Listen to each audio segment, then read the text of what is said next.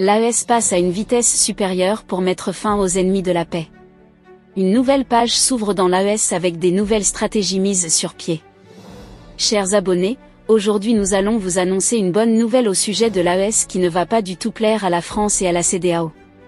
En effet, avant hier, le président de transition du Burkina Faso, le capitaine Ibrahim Traoré, a reçu ce mardi en audience les chefs d'état-major généraux des armées de la Confédération des États du Sahel, AES. En mission à Ouagadougou, ces hauts responsables militaires ont fait le point de leurs travaux relatifs à la mise en place de la force unifiée de l'AES, destinée à lutter efficacement contre le terrorisme dans la région.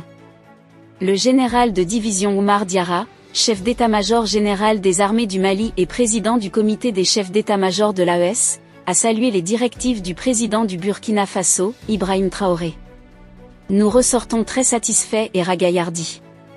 Les orientations du chef de l'État nous motivent dans la mise en œuvre de la force unifiée, a-t-il affirmé. Les amis, cette rencontre a permis de mettre sur pied des nouvelles stratégies pour mettre fin au terrorisme et lutter contre l'ingérence étrangère.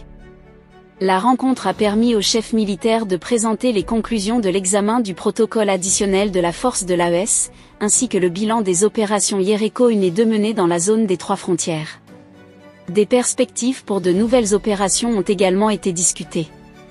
Les chefs d'état-major ont réaffirmé leur engagement à protéger les populations et à adapter leur stratégie aux nouvelles formes de menaces. La force de l'AES monte en puissance. Les terroristes changent de mode d'action, mais nous nous adaptons. La victoire est à portée de main, a rassuré le général Diarra.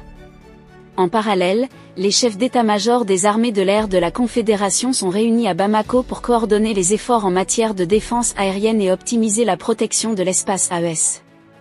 Cette coordination vise à renforcer la réponse militaire commune face à la menace terroriste. Chers abonnés, au regard de cette coalition, on peut se dire sans se tromper que les terroristes n'auront plus de place ni de paix dans l'AES. Ils iront d'échec en échec, et pour nous c'est une nouvelle très historique. Il faut noter que ce nouveau plan de défense a permis de fragiliser tous les ennemis qui avaient les plans macabres pour déstabiliser les présidents de l'AES, à savoir le capitaine Ibrahim Traoré, le général Assimi Goïta et le général Tiani. Si vous avez aimé la vidéo, cliquez sur j'aime et partagez à vos amis. Mais n'oubliez pas de vous abonner et de cliquer sur la cloche de notification pour ne pas rater mes prochaines vidéos.